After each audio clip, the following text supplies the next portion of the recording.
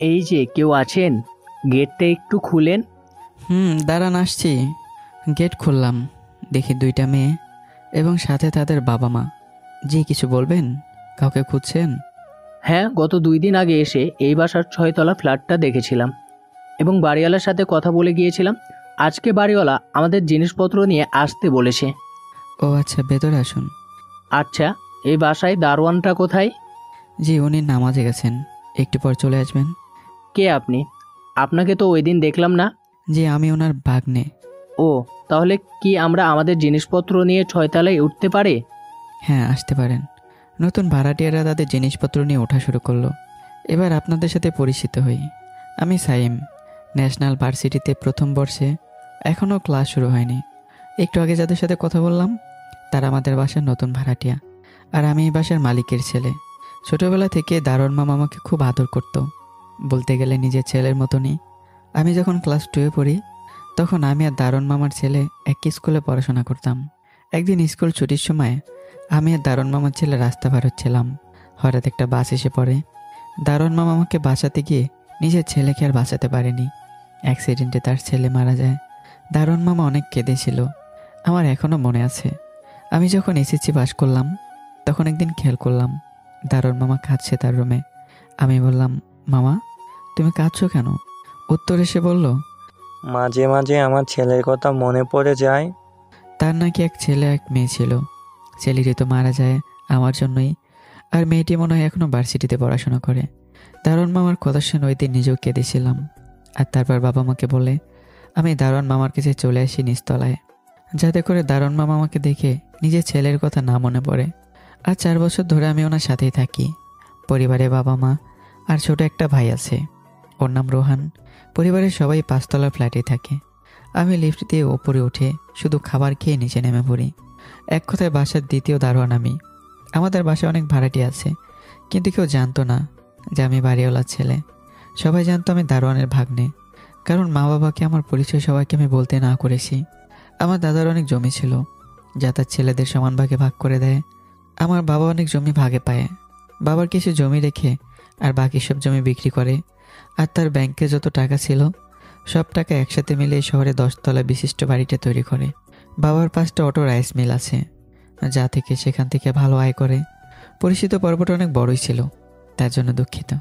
আসলে পরিচয় না দিলে তো আপনারা গল্পের কোনো অংশই বুঝবেন না। এবার মূল গল্পে আসি। নতুন ভাড়াটিয়ারা তাদের সব জিনিস নিয়ে উপরে উঠে পড়লো। একটু পরে দারোয়ান মামা আসলো। কেউ এসেছিল? জি মামা, ওই নতুন ভাড়াটিয়ারা। ও মনে হয় 6তলার ভাড়াটিয়া ওই দিন এসে দেখে গিয়েছিল। হ্যাঁ হ্যাঁ, ওনারাই এসেছে। ও আচ্ছা, তাহলে সব জিনিসপত্র নিয়ে এসে পড়েছে। হ্যাঁ, তাদের সব জিনিসপত্র নিয়ে তারা চলে এসেছে। আচ্ছা তুমি থাকো, আমি একটু উপর থেকে তাদের সাথে দেখা করে আসি। এই বলে মামা উপরে চলে গেল। এখন আমি সাথে থাকি বলে মামা আগের মতো কান্নাকাটি করে না। রুমে এসে বসে আছি। কালকে ভার্সিটিতে প্রথম দিন, মনটা একটু আনন্দিত লাগছে। সকাল 8:30। সাইম বাবা ওঠো, বাস দিতে যাবে না? জি মামা, উঠছি। ক্লাস 9:30। ঘড়ির দিকে তাকালাম, দেখে 9টা বেজে গেছে। এরে খাইছে, আজ ক্লাসের প্রথম দিন, দেরি হবে মনে হচ্ছে। তাড়াতাড়ি করে ফ্রেশ হয়ে উপর থেকে খাবার খেয়ে নিচে নেমে পড়লাম। দেখি 9:20 বেজে গেছে। মামা, তোমার সাইকেলটা কোথায়? সিঁড়িটার পাশে দাঁড় করানো আছে। সাইকেলটা নিয়ে খুব স্পিডে চললাম ভার্সিটিতে। গেটের সামনে এসে দেখি 9:40 বাজে। তাড়াতাড়ি করে ঢুকবো এমন সময়, এই কে আপনি ভিতরে ঢুকছেন কেন? এ মামা, আমি ভার্সিটির ছাত্র। দেখে তো মনে হচ্ছে না, সত্যি কথা বলেন, কে আপনি? নিজের দিকে তাকালাম, দেখি ঘামে শার্ট ভিজে গেছে। তাড়াতাড়ি সাইকেল চালিয়েছি তাই। না মামা, আমি সত্যি বলছি, আমি ভার্সিটিরই ছাত্র। আচ্ছা বুঝলাম, কোন বিভাগের? যে আমি রাষ্ট্রবিজ্ঞানের ছাত্র। তা আপনার এই অবস্থা কেন? আসলে সাইকেল দিয়ে তাড়াতাড়ি আসতে কি অবস্থা। কাল থেকে আসতে ধীরে আসবেন কেমন? জি মামা, ঠিক আছে। কোনো মতে দারোয়ান মামার কাছ থেকে ছাড়া পেয়ে সোজা ক্লাসের দিকে চললাম। দেখে 9:50। 20 মিনিট দেরি। ম্যাডাম, আসতে পারি? হ্যাঁ আসো। এত দেরি কেন তোমার? আসলে ম্যাডাম, সাইকেল দিয়ে এসেছি তো তাই। হো, বুঝেছি, যাও বসো। ম্যাডাম মনে মনে ভাবছিল আমি হয়তো কোনো গরিবের ছেলে, তাই সাইকেল দিয়ে এসেছি। সবার পিছনে একটা সিটে বসলাম। সবাই আমার দিকে তাকিয়ে আছে, তাতে আমার কিছু যায় আসে না। হঠাৎ চোখ পড়ল মেয়েদের দিকে। কি ব্যাপার, আমাদের বাসায় নতুন ভাড়াটি আঙ্কেলের মেয়ে না ওইটা? দেখে আমার দিকে একবার তাকালো, আবারও মুখ ফিরে নিল। আমি নিজের মতো করে বসে রইলাম। বসে বসে ভাবছি, আমাদের ক্লাসে তো ভালোই ছাত্রছাত্রী আছে। প্রথম দিন তো বুঝতেই পারছেন, ক্লাস তেমন হলো না। স্যার ম্যাডামের সাথে একটু পরিচিত হলাম। ক্লাস শেষ করে বের হয়ে পড়লাম। গেটের সামনে আসতেই দারুণ মামার সাথে আবার দেখা। কাল কিন্তু সাইকেল চালিয়ে একটু তাড়াতাড়ি আসবেন। আচ্ছা মামা, ঠিক আছে। বাইকটা স্টার্ট দিলাম। মানে বুঝতেছে না তো, সাইকেলের কথা বলছি। বাতাসের গতিতে ছুটছি, ঘন্টা 180 কিলোমিটার। হাস্যকর বিষয়, তাই না? রাস্তা দিয়ে যাচ্ছি, এমন সময় পিছন থেকে একটা প্রাইভেট কার বারবার হর্ন দিচ্ছে। একটু সাইড দিলাম, কিন্তু আবারও হর্ন দিচ্ছে। দেখ কে, এই রাস্তার পাশে একবার দাঁড়িয়ে পড়লাম। দেখি কারটা আমার পাশে এসে দাঁড় করালো। গাড়ির গ্লাসটা নিচে নামালো। দেখি ওই মেয়েটা, মানে আমাদের বাসার ভাড়াটি আঙ্কেলের মেয়ে। একটা মুখ মোচড়ানো দিয়ে গ্লাস লাগিয়ে আবারও চলে গেল। আমি বুঝলাম মেয়েটা আমার সামনে একটু ভাব নিল, কিন্তু তার ভাব দেখার টাইম নেই আমার কাছে। তাড়াতাড়ি করে বাসায় পৌঁছাতে হবে আমার। সত্যি কথা বলতে আমার বাবার এসে দামি গাড়ি আছে, কিন্তু আমি এসব গাড়ি ব্যবহার করি না। কারণ আনোয়ার মামা, মানে আমাদের বাসার দারুণ মামা, বলেছে দুনিয়াতে ভোগ বিলাসিতা করলে আখেরাতে তার জবাব দিতে হবে। তাই এত বড় লোকে দেখায় না, সাধারণভাবেই জীবনযাপন করি। ওইসব চিন্তা বাদ দিয়ে সাইকেল নিয়ে বাতাসের গতিতে আবারও ছুটছি। 8 মিনিট যাওয়ার পর দেখি রাস্তার পাশে একটা গাড়ি দাঁড় করানো। ড্রাইভার স্টার্ট দিচ্ছে, কিন্তু গাড়ি স্টার্ট হচ্ছে না। আমি সাইকেলটা গাড়িটার পাশে দাঁড় করালাম। সাইকেল থেকে নামতেই দেখি ওই শয়তান মেয়েটা, মানে ভাড়াটি আঙ্কেলের মেয়েটা, একটু আগে আমাকে দেখে যে মুখ মুচড়ানো দিয়েছিল। মেয়েটাকে দেখে আমি রাগে বাইকে উঠে বাইক স্টার্ট দিলাম। সরি, মানে সাইকেলের স্ট্যান্ড তুললাম। চলে যাবো এমন সময়, ভাই আমাকে একটু সাহায্য করবেন? পারবো না। আবারও মামার কথা মনে পড়ে গেল। মামা বলেছে কেউ বিপদে পড়লে তাকে সাহায্য করতে হয়। তাই মত পাল্টে গেল আমার। কি হয়েছে গাড়ির? ভাই দেখেন গাড়িটা স্টার্ট হচ্ছে না। পেছন থেকে মেয়েটা বলে উঠলো, এইসব ছোট লোক দারোয়ান গাড়ি ঠিক করবে? কথাটা শুনে মন চাইছিল মেয়েটার গালে কুশিয়ে 2টা চড় মারি। ভাবলাম বেটা ড্রাইভার পড়েছে বিপদে, নইলে আজ ওখানে ওই মেয়েকে থাকতে হতো। মেয়েটার কথায় কান না দিয়ে গাড়ির দিকে চলে গেলাম।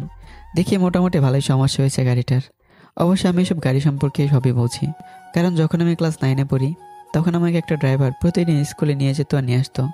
যখন গাড়ি স্টার্ট না হতো সে নিজেই ঠিক করে ফেলতো, আর আমি তার পাশে দাঁড়িয়ে এসব দেখতাম এবং ভালোই কাজ শিখে ফেলেছিলাম। অবশ্য একটা গ্যারেজ দিলেও পারতাম। মজা করলাম, তখন এসব কাজ শিখেছি। গাড়িটার সমস্যা বুঝতে পারলাম এবং 20 মিনিটের মধ্যে গাড়িটা ঠিক করে ফেললাম। এবার স্টার্ট দিন। ড্রাইভার গাড়িতে উঠে স্টার্ট দিতেই গাড়ি স্টার্ট হয়ে গেল। আর মেয়েটা দাঁড়িয়ে গাড়ি সব কিছু দেখছিল। গাড়ি চালু হওয়ার সাথে সাথে মেয়েটা আবারও অবাক হয়ে গেল। ভাই আপনাকে কি বলে যে ধন্যবাদ দিব? আরে সমস্যা নেই, মানুষ তো মানুষের বিপদে আসবেই, এটাই স্বাভাবিক। ভাই আপনাকে 500 টাকা দেই। টাকার কথা শুনে একটু হাসলাম। মনে মনে বলছিলাম, আরে ভাই, তোমার গাড়ির মতো 10টা গাড়ি কিনে ফেলা আমার জন্য কোনো ব্যাপারই না।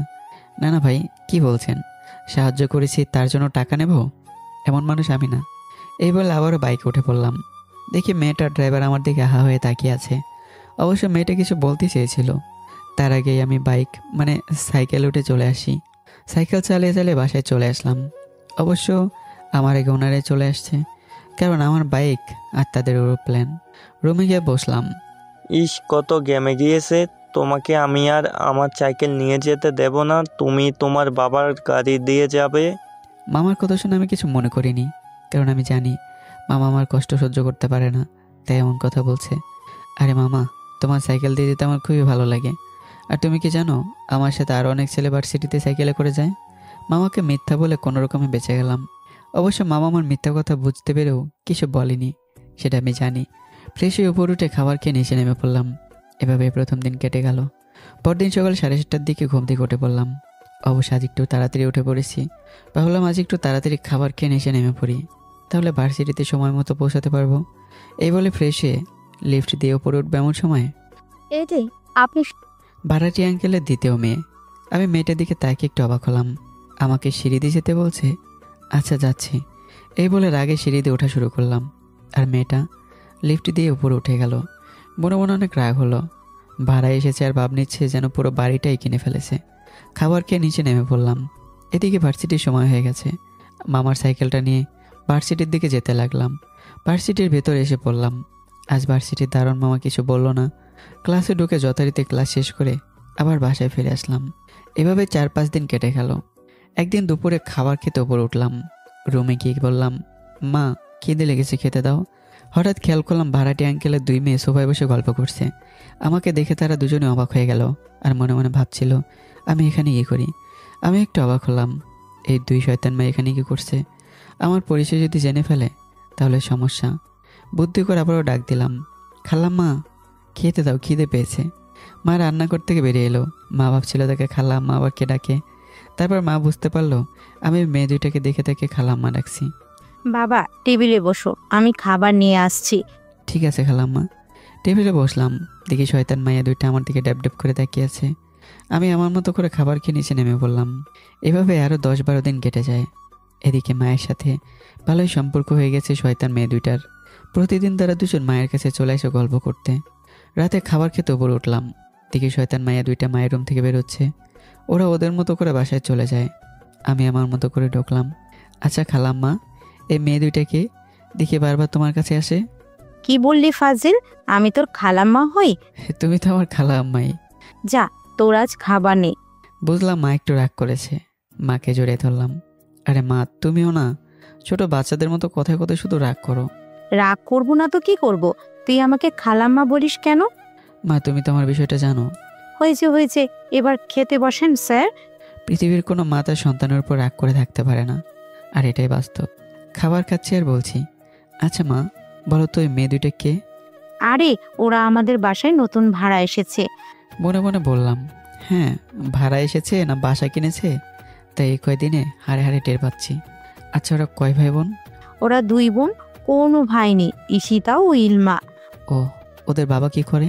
ওদের বাবা পুলিশ অফিসার। আচ্ছা, বাবা ঘুষ খায় আর মেয়েরা রাস্তাঘাটে ঢং করে। কিছু বললি? কই না তো। আচ্ছা ওই মেয়েগুলো কি করে?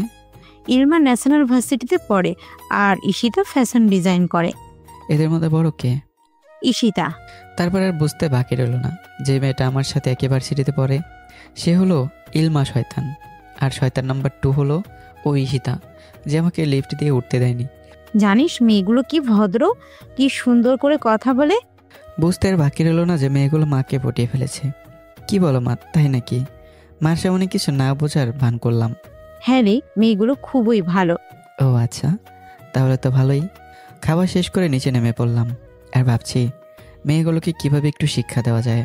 পরদিন সকালে ডাকছে, সাইম ওঠো বাবা, তোমার বাসের সময় হয়ে গেছে। জি মামা উঠছি। ফ্রেশ হয়ে পরে উঠবো এমন সময়? কেন, আমিও তো পরে উঠবো। আপনি উপরে উঠবেন তো আমি কি করব? সিঁড়ি দিয়ে যান, নইলে এখানে দাঁড়িয়ে থাকেন। আপনার একা একা লিফটে যেতে ভয় করে না? আমি এসব ভয় পাই না। আপনি সাইড দেন তো, আমার দেরি হয়ে যাচ্ছে। এই বলে লিফটে উঠে সোজা চলে গেল। আমি গাধার মতো দাঁড়িয়ে রইলাম। ওহ, এরা তো খুব অত্যাচার শুরু করেছে, কিছু একটা করা দরকার। কি আর করবো, সিঁড়ি দিয়ে উঠে খাবার খেয়ে নিচে নেমে পড়লাম। মামার বাইকটা নিয়ে ছুটলাম নায়কের মতো। মানে বুঝতেই পারছেন আমি সেই নায়ক। ভার্সিটিতে পৌঁছে গেলাম। এদিকে দেখি ইলমা ভালো ভঙ্গি করছে, কার্ড দিয়ে যায় কার্ড দিয়ে আসে, স্টাইল একটু অন্যরকম। ঘুষখোরের বেটি, কিন্তু ঢঙ্গি কম নয়। ক্লাস শেষ করে বের হবো এমন সময়, মামা আপনি একটা বাইক কিনতে পারেন না? প্রতিদিন সাইকেল দিয়ে আসেন এত কষ্ট করে। তার কথা শুনে মাথা নিচু করে নিলাম। আরে মামা, এত টাকা পয়সা কি আমার আছে যে বাইক নিয়ে ঘুরবো? আপনি মনে হয় অনেক গরিব তাই না? আপনার বাবা কিসের কাজ করে? মনে মনে বললাম, এই রে খাইছে। এখন কি বলি? আসলে মামা আমার বাবা রিক্সা চালক। এই বলে দারোয়ান মামার কাছ থেকে গেটে পড়লাম। গেটের বাইরে এসে বাইক স্টার্ট দিলাম, ছুটছি বাসার দিকে। মাঝ রাস্তায় দেখি ইলমার কার রাস্তার পাশে দাঁড়িয়ে আছে, আর গাড়ির সামনে কিছু বাচ্চা। মনে হয় বাচ্চারা ইলমাকে কিছু বলছে। আমি আসার আগেই ইলমা কার নিয়ে চলে যায়। তারপরে আমি বাচ্চাদের সামনে দাঁড়ালাম। কি হয়েছে তোমাদের ভাইয়া, কোনো সমস্যা? আঙ্কেল আমাদের স্কুলের গাড়িটা নষ্ট হয়ে গেছে, তাই বাসায় যেতে পারছি না। মনে মনে বলছিলাম, শালারা আমি তোর আঙ্কেল হই, কচি খোকাকে তোর আঙ্কেল বলছিস? একদম মন চেয়েছে সব কটার কানের নিচে দেই কয়েকটা বসিয়ে। ও আচ্ছা, তাহলে তোমাদের এই সমস্যা? হ্যাঁ আঙ্কেল। মনে মনে ভাবলাম, ইস আবার আঙ্কেল বলছে, কেমনটা লাগে। আচ্ছা তোমরা ওই যে কাঠটা দাঁড় করিয়েছিলে, ওইটার ভেতর একটা মেয়ে ছিল না? হ্যাঁ আঙ্কেল, আমরা বলছিলাম যেন উনি আমাদের ওই সামনের মোড়ে নামিয়ে দেয়, কিন্তু ওই আন্টি আমাদের নিয়ে যায়নি। বেশ করেছে। শালারা তোমরা অনেক ফাজিল, যাকে দেখে আঙ্কেল আন্টির বলে ফেলো। ও আচ্ছা, বুঝলাম। আঙ্কেল প্লিজ আপনি কিছু একটা করুন। মনে মনে ভাবছিলাম বাচ্চাগুলো বিপদে পড়েছে, ওদের সাহায্য করতে হবে। আচ্ছা তোমরা কয়জন? বেশি না আঙ্কেল, আমরা মাত্র 10 জন। এই খাইছে রে আল্লাহ, 10 জন! এদের কিভাবে নেব? আচ্ছা তোমরা একজন একজন করে আমার সাইকেল উঠে পড়ো। দেখি সব কয়টা মুহূর্তের মধ্যেই আমার সাইকেল উঠে পড়ল। ওদের জন্য সামনে কি আছে দেখাই যাচ্ছে না, আবার একজন ঘাড়েও বসেছে। এদেরকে বলে তো আরেক বিপদে পড়লাম। ভাইয়া তোমরা একটু সাইড হও, আমি তো কিছুই দেখতে পারছি না। কিন্তু আমার কথা কে শোনে? মনে হচ্ছে তারা প্লেনে উঠে পড়েছে, তাদেরকে আর কেউ নিচে নামাতে পারবে না। মনে হচ্ছে এখন বিপদে ওরা না, আমিই পড়েছি। সাইকেলের চাকার দিকে তাকালাম, দেখি চাকার হওয়া শেষ। তাই তো মনে হচ্ছে সাইকেলটা আজ ভেঙে যাবে। কিন্তু মামার সাইকেল কিছু হলে আমার আর রক্ষা নেই। সত্যি কথা বলতে কোনোদিন 3 জন যাত্রী নিয়েই সাইকেল চালাইনি, আর আজ 10 জন। কিছু করার নেই, কোনো মতে বাইক স্টার্ট দিলাম। সামনে কিছু দেখতে পারছি না, তবুও চালাচ্ছি। বাচ্চাদের বলেছি সামনে কোনো গাড়ি আসলে আমাকে বলতে। খেয়াল করলাম রাস্তার সকল লোকজন আমার দিকে তাকিয়ে আছে, মনে হয় সার্কাস দেখাচ্ছি সবাইকে। কিন্তু কারো দিকে না তাকিয়ে আমি নিজের মতো করে চালাচ্ছি। কোনো মতে সামনের মোড়ে বাচ্চাদেরকে নামিয়ে দিয়ে নিজের বাসায় চলে আসলাম। বাসায় গিয়ে খেয়াল করলাম সাইকেলের কোনো ক্ষতি হয়েছে নাকি। পেছন থেকেই, সাইম বাবা অ্যাক্সিডেন্ট করছো নাকি? এদিক ওইদিক কি দেখছো সাইকেলের? এই রে খাইছে মারে। মামা যদি জানতে পারে এত যাত্রী নিয়েছি, আর কাল থেকে তাহলে আর আমাকে সাইকেল নিতেই দেবে না। আরে না মামা, আমি দেখছিলাম তোমার চাকার হাওয়া ঠিক আছে কিনা। ও আচ্ছা, ভিতরে গিয়ে ফ্যানের নিচে বসো, অনেক গেমে গিয়েছো। জি মামা ঠিক আছে। সত্যি কথা বলতে আনোয়ার মামার মতো মানুষ আমি দ্বিতীয় কাউকে দেখিনি। আমার নিজের মামা হয়তো কোনোদিন আমাকে এভাবে যত্ন নিত না। আনোয়ার মামা সারাক্ষণ আমার পাশে তীক্ষ্ণ রোদ্রে ছায়ার মতো করে দাঁড়িয়ে থাকে পাশে। তাহলে আপনারে বলুন, ওনাকে রেখে আমি কী করে 5ম তলায় বসে আরামায়েশ করি? এসব কথা বাদ দেই। সাইকেল পার্কিং করে রুমে চলে গেলাম, ফ্রেশ হলাম, খাবার খেয়ে নিচে নেমে পড়লাম। ভাবছি পুলিশের মায়া দুইটাকে কীভাবে একটু সাহায্য করা যায়। হঠাৎ একটা বুদ্ধি মাথায় আসে। আমি জানতাম শুক্রবারে তারা 2 বোন একসাথে সকালে হাঁটতে বের হয়, কারণ শুক্রবার সব কিছু বন্ধ থাকে, আমাদের ভার্সিটিও বন্ধ থাকে। চিন্তা করছিলাম ওই দিন একটু 2 সন্তানকে একসাথে আটকাবো। দেখতে দেখতে শুক্রবারে চলে আসলো। সকাল 7টায় ঘুম থেকে উঠে পড়লাম, দেখি তারা 2 বোন বাসায় ঢোকার সময় হয়ে গেছে। আমাদের দেশে সাধারণত সবাই খুব ভোরে হাঁটতে বের হয় এবং 7 থেকে 8টার দিকে আবার বাসায় চলে আসে। ফ্রেশ হয়ে 2 বোনের জন্য বসে আছি। কী ভাবছেন, প্রেম করার জন্য বসে আছি? আরে না, দেখুন কি করি। হঠাৎই বুঝলাম ম্যাডাম 2টা চলে এসেছে। লিফট দিয়ে উপরে উঠবে এমন সময় আমি লিফটের সামনে এসে দাঁড়িয়ে আছি। আমি জানি হিংসুটে 2 বোন আমাকে লিফটে যেতে দেবে না, তবুও যাওয়ার ভান ধরে দাঁড়িয়ে রইলাম। এই মিয়া, আপনি এখানে কি? না মানে ওই লিফটে যাবো তো তাই। উপরে যাবেন ভালো কথা, তা আমাদের সাথে দাঁড়িয়ে আছেন কেন? হ্যাঁ, লিফট দিয়ে যাবেন মানে? যান, সিঁড়ি ওঠেন। আমি মনে মনে বলছি, আজ তোদের দেখ কী করি। জি আমি সিঁড়ি দিয়ে যাচ্ছি। এই বলে সিঁড়ির দিকে চললাম, আর এদিকে তারা 2 বোন লিফটে উঠে পড়েছে। বুঝলাম লিফট চালু হয়ে গেছে। এমন সময় এক দৌড়ে সিঁড়ির পাশে গিয়ে লিফটের সুইচ দিলাম অফ করে, এবং লিফট সাথে সাথেই থেমে গেল, এবং সারা বাড়ির ইলেকট্রিসিটির লাইনও দিলাম অফ করে। এবার ঠেলা সামলা বাছাধন। যেহেতু বাড়িওয়ালা ছেলে, তাই আমি জানতাম পুরো বাসার কোথায় কী লাগানো আছে। আমি সিঁড়ি দিয়ে একটু উপরে উঠলাম এবং শব্দ শুনতে পেলাম তারা 2 বোন চিৎকার করছে, কাঁদছে। কারণ কারেন্ট না থাকলে লিফট বন্ধ হয়ে যায়, তা তো আমরা সবাই জানি। আর লিফটের ভেতর থেকে কেউ বেরও হতে পারে না। আমি জানতাম হাঁটতে বেরোয়েছে, ওদের কাছে মোবাইল ফোনে নেই, তাই অন্ধকারে ভয়ে চিৎকার করছে। আমি আবারও নিচে নেমে পড়লাম, কারণ যদি আবার আমাকে কেউ দোষারোপ করে তাহলে সমস্যায় পড়ে যাব। তাই ভদ্রলোকের মতো নিচে নেমে রুমে গিয়ে কেলিয়ে 10 মিনিট হাসলাম। মামা তখন রুমে ছিল না, বাজারে গিয়েছিল। আর মনে মনে বলছিলাম ভাড়াটিয়ার মতোই থাকবা, নইলে এমন অবস্থাই হবে। মনে মনে আবার ভাবলাম যদি আবার মরে টরে যায় তাহলে তো আবার ঝামেলা, মারার কেস হয়ে যাবে, আবার বাপও পুলিশ। খাইছে রে। চোরের মতো সিঁড়ির পাশে গিয়ে সুইচগুলো আবারও অন করে রুমে এসে ঘুমের বাহানা করলাম। আর এদিকে বেটা ঘুষখোর আর পুরো বাসার লোকজন সবাই বের হয়ে পড়েছে মেয়েগুলো চিৎকারের শব্দে। তারপর আমি বের হলাম কি হয়েছে বলতে বলতে। আলগা পিরিত বুঝে নিত। পর এক ভাড়াটে আন্টির কাছে শুনলাম মেয়ে 2টা নাকি বেহুশ হয়ে গেছে লিফটে আটকে। ইস, খুশিতে আমার একটা নাগের নাচ দিতে ইচ্ছে করলো। দুপুরে জুম্মার নামাজ পড়ে আবারও খেতে উঠলাম। টেবিলে খাবার খাচ্ছে এমন সময়, জানিস আজ কি হয়েছে? কই না তো, কি হয়েছে? আমার মেয়ে দুটো বেহুশ হয়ে পড়েছিল। তোমার মেয়ে মানে? তুমি কি আগে আরো বিয়ে করেছিলে নাকি? কই, আমি তো কিছু জানতাম না। হারামজাদার শয়তান, আমি আরো বিয়ে করেছি, তোকে কে বলেছে? কেন, তুমি তো বললা তোমার মেয়ে। আমি তো জানি কোনো বোন নাই, আমরা শুধু দুই ভাই। আরে ওই আমাদের উপরের তলায় থাকে না মেয়ে দুটো, ঈশিতা আর ইলমা, ওদের কথা বলছি। ওরে বাবা, এই কয়দিনে তোমার মেয়ে হয়ে গেল? হলো, তাতে তোর কি? ইস, মেয়েগুলো ভয়ে আজ লিফটে আটকে গিয়ে ভয়ে বেহুশ হয়ে গিয়েছে। বেশ হয়েছে। কি বলো মা, সত্যি? কিভাবে হলো এরকম? লিফট দিয়ে ওঠার সময় কারেন্ট চলে যায়। ইস, মেয়েগুলো কত ভালো, তাই না মা? হুম। খাবার খেয়ে নিচে নেমে পড়লাম আর হাসছি। মায়ের সামনে এমন ভাব নিলাম যেন ওদের কথা শুনে আমার মাথার উপরে আকাশ ভেঙে পড়ল। আমি কিছুই জানি না, এদের এভাবেই সাইজ করব আমি। এভাবে মেয়ে দুইটাকে একটু শিক্ষা দেওয়া হলো। আবার তার 2 দিন পর ছোট ভাই রোহানকে বলে আসলাম, শোন, ঈশিতা আর ইলমা যখন আমাদের বাসায় এসে ঢুকতে যাবে, এমন সময় তুই পা দিয়ে ল্যাং মেরে ফেলে দিবি। আচ্ছা ভাইয়া, ঠিক আছে। পরে তোকে চকলেট এনে দেবো। আচ্ছা ভাইয়া, ঠিক আছে। আমি এসব করতে বলি, সে কাউকে আবার বলবি না। ওকে ভাইয়া। 2 দিন পর খবর পেলাম রোহান ওদের ল্যাং মেরে ফেলে দিয়েছে এবং মেয়ে দুইটা নাকি মুখ থুবড়ে মেঝেতে পড়ে যায়। খবরটা শোনার পর রোহানকে অনেকটা চকলেট এনে দিলাম। সাব্বাস বেটা, এই না হলে আমার ভাই। এই বলে চলে আসলাম। রুমে বসে বসে ভাবছি, মেয়েগুলোর উপর ভারী অত্যাচার শুরু হয়েছে। এবার বাদ দিই, না হলে আবার বাসা ছেড়ে যাবে। এভাবে প্রায় 6 মাস কেটে গেল। এখন আমাকে মোটামুটি চেনে, তবে আমি বাড়িওয়ালার ছেলে এটা জানে না। তেমন একটা ওদের 2 বোনের সাথে কথা হয় না, বলতে গেলে ইন্ডিয়ার পাকিস্তানের শত্রুতার মতো। ভার্সিটিতে এখন অনেক বন্ধু বান্ধব।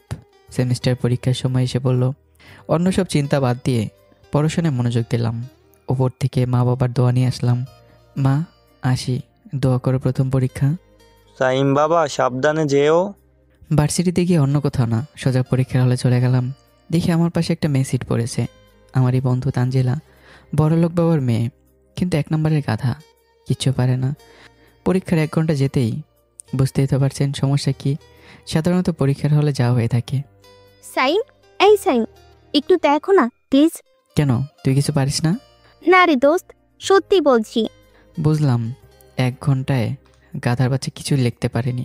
কি আর করবো, প্রায় সব কিছু দেখালাম। আমারটা দেখে লিখতে পেরে মেয়েটা অনেক খুশি। সত্যি কথা বলতে, মানুষের এই খুশির মুহূর্তগুলো টাকা দিয়ে কিনতে পাওয়া যায় না, তাই মেয়েটাকে আর কিছু বলিনি। এভাবেই সবগুলো পরীক্ষা শেষ হলো। আর তানজিলা আমার সব কিছুই প্রায় কপি করেছে। পরীক্ষার শেষ দিন সাইকেল নিয়ে ভার্সিটি থেকে বের হব, এমন সময় এই দোস্ত, দাঁড়া দাঁড়া। কি হয়েছে? তানজিলা সোজা এসে আমাকে জড়িয়ে ধরল। ধন্যবাদ দোস্ত, তোর জন্য আমি এই পরীক্ষায় পেয়েছে গেলাম। ম্যাডাম, বাসায় একটু পড়াশোনা করলেও তো পারিস। যা, আমার মন চায় না পড়াশোনা করতে। পড়াশোনা করবি না তো কি করবি? বিয়ে করে ফেলবি নাকি? যা কুত্তা। হ্যাঁ, তুই বিড়াল। এই বলে বাইক স্টার্ট দিলাম। আর আমার গতি তো আপনারা জানেনই, 180 ছাড়া কোনো কথাই নেই। সোজা বাসায় চলে আসলাম। প্রায় 10 দিনের মতো ভার্সিটি বন্ধ পেলাম। পরীক্ষা দিয়ে ক্লান্ত হয়ে গেছি। এই কয়েকদিন বিশ্রাম নেওয়া যাক। 2 দিন ভালোই আরাম করলাম, কিন্তু 3য় দিন আমার আরাম আর থাকলো না। হঠাৎই মামার জ্বর এসে পড়ল। মোটামুটি ভালোই জ্বর এসেছে। আমি সারা রাত মামার পাশে বসে রইলাম আর মামার সেবা করলাম, তবুও জ্বর কমছে না। আপনারা তো জানেন, এ বাসায় মামার কাছের মানুষ বলতে আমি ছাড়া আর কেউ নেই। এভাবে প্রায় সকাল হয়ে গেল। আমি আবার 5টার দিকে ঘুমিয়ে পড়লাম। 8টার দিকে ঘুম ভাঙলো, দেখি মামা বিছানায় নেই। রুম থেকে বের হলাম, দেখি মামা তার পোশাক পরে রীতিমতো তার কর্তব্য পালন করছেন। মামার কাছে এসে তার গায়ে হাত দিয়ে দেখলাম জ্বর মনে হয় বেড়েছে, তবুও সে দাঁড়িয়ে আছে। কি বলবো, আমি কোনো ভাষা খুঁজে পেলাম না। আবার মনে মনে একটু রাগ হচ্ছিল। মামা, তুমি রুম থেকে বের হয়েছো কেন? আরে বোকা ছেলে, আমি না থাকলে এই পুরো বাড়িটা দেখাশোনা করবে কে? তাই বলে তুমি অসুস্থ শরীর নিয়ে এখানে দাঁড়িয়ে থাকবে? তো কি করব বাবা? মামার কথা শুনে ভাবছি কি করা যায়। হঠাৎ মাথায় আসলো বাবা কাজে একটু বাসার বাইরে গেছে, আসতে মোটামুটি 8-10 দিন লাগবে। তারপর মামাকে জোর করে রুমে নিয়ে গিয়ে তার সকল পোশাক খুলে তাকে বিছানায় শুয়ে দিলাম। আরে আরে দেখ বোকা ছেলে, করছেটা কি? তুমি কোনো কথা বলবে না। মামাকে ওষুধ খাওয়ালাম আর বললাম, তুমি যদি বিছানা থেকে ওঠো তাহলে কিন্তু ভালো হবে না।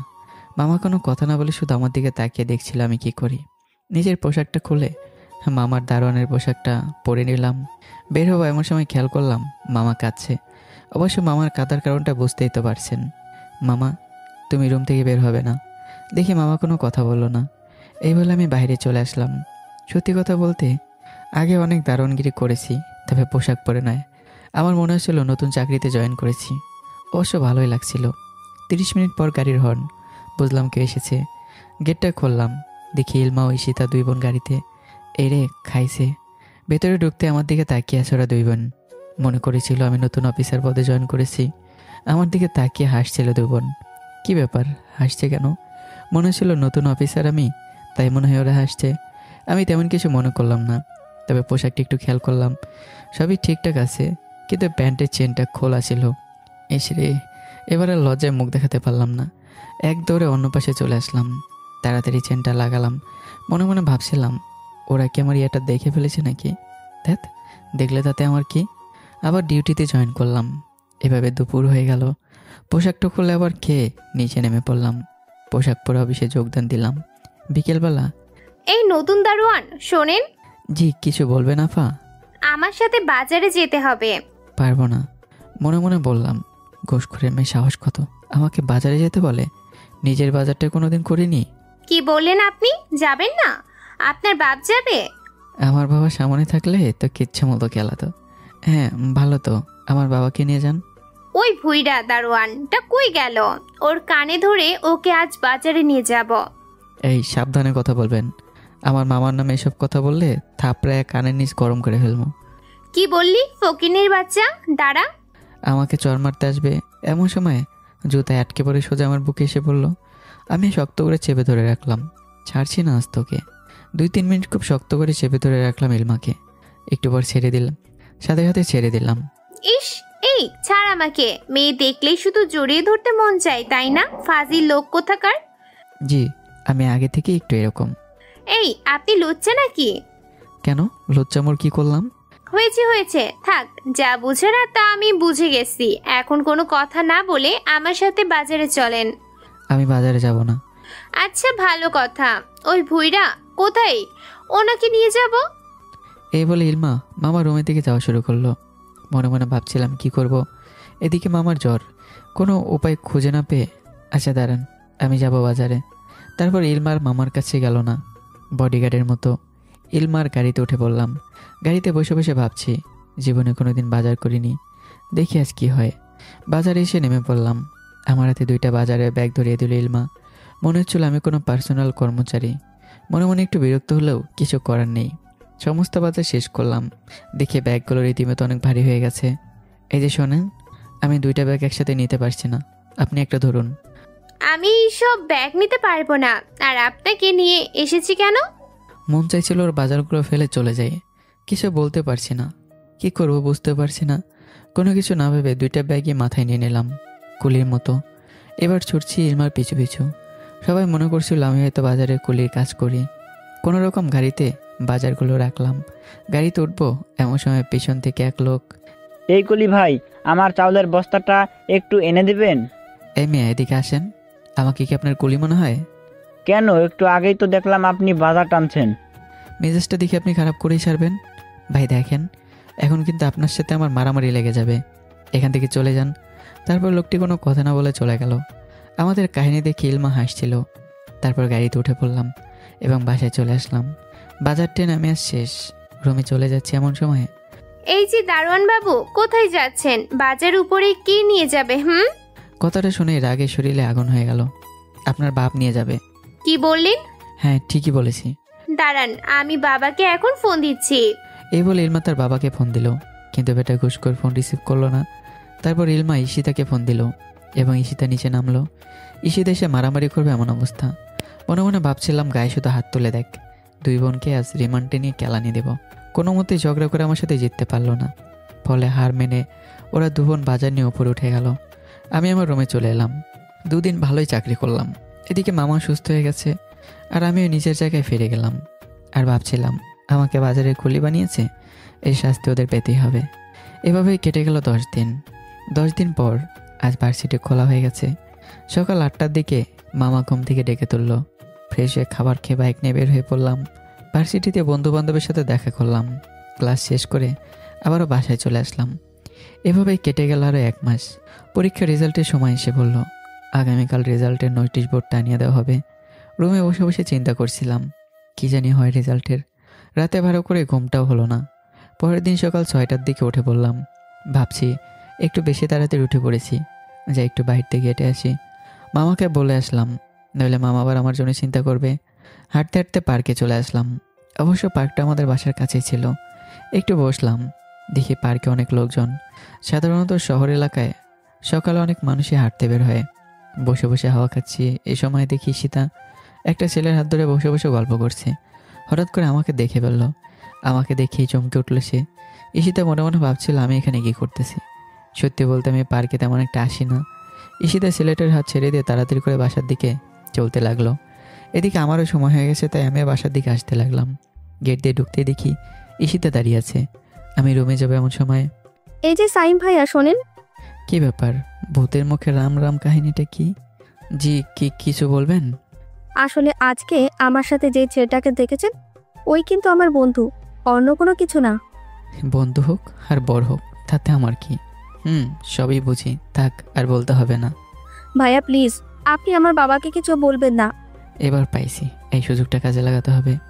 বলবো না মানে 100 বার বলবো। আপনার বাবা আপনাদের 2 বোনকে আমাকে দেখতে বলেছে, আর এই জন্য প্রতি মাসে কিছু টাকাও দেয় আমাকে। ভাইয়া প্লিজ, বাবা আমাকে অনেক পেয়ে দেবে, প্লিজ বলিয়েন না। আচ্ছা আর বলবো না, তবে একটা শর্তে।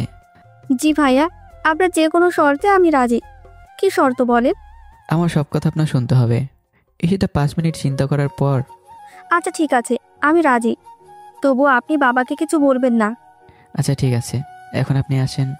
এই বলে আমি রুমে চলে আসলাম। বসে বসে ভাবছি, এরা তো খুবই বেককল দেখছি। বেটা ঘুষখোরকে আমি ভালোভাবে চিনিও না, ভালোই বোকা বানালাম মেয়েটাকে। এদিকে ভার্সিটিতে আজ রেজাল্ট। মা বাবার কাছ থেকে দোয়া নিয়ে নিচে নেমে পড়লাম। তারপর মামাকে বললাম, মামা আমার জন্য দোয়া করো। বাইক নিয়ে স্টার্ট দিলাম। থাক, আজ আর গতির কথা বলবো না, গতির বিষয়টা তো জানিনি। সোজা ভার্সিটি চলে গেলাম। দেখি নোটিশ বোর্ডে রেজাল্ট টানিয়ে দেওয়া হয়েছে, সবাই দেখছে। বাইক পার্কিং করে নোটিশ বোর্ডের কাছে যাব, এমন সময় তানজিল এসে আমাকে জড়িয়ে ধরলো। এই ছাড় ছাড়, কি করতেছিস এসব? হ্যাঁ, অনেক খুশি মনে হচ্ছে আজ তোকে। হ্যাঁ দোস্ত, আমি আজ অনেক খুশি। কেন রে, কি হয়েছে? পরীক্ষা পাশ করেছিস? দোস্ত, শুধু পাস করিনি, দ্বিতীয় হয়েছি। ও আচ্ছা, তাহলে এবার মিষ্টি খাওয়া। মিষ্টি তো তুই খাবি আমাদের। কেন আমি মিষ্টি খাওয়াতে যাব কেন? কারণ তুই প্রথম হয়েছিস। তানজিলের কথা শুনে দৌড়ে নোটিশ বোর্ডের কাছে গেলাম। দেখলাম আমার রেজাল্ট, সত্যি আমি প্রথম হয়েছি। ওহ, প্রচণ্ড খুশি হলাম। বাইক স্টার্ট দিয়ে বাসায় চলে আসলাম। প্রথমে মামার সাথে দেখা। মামা, আমি প্রথম হয়েছি। দেখি মামা আমার কথা শুনে অনেক খুশি হলেন। দোয়া করি বাবা, তুমি অনেক বড় হও। দোয়া করো মামা। এই বলে সোজা উপরে উঠে পড়লাম। অনেক খুশি, বুঝতেই তো পারছেন। রুমে ঢুকেই মাকে আমি বললাম, মা আমি প্রথম হয়েছি। দেখি মা আর ঈশিতা গল্প করছে। ঈশিতা এবার শুনে ফেললো। মা আর কিছু বলতে পারলো না, আর আমি বোকা বনে গেলাম।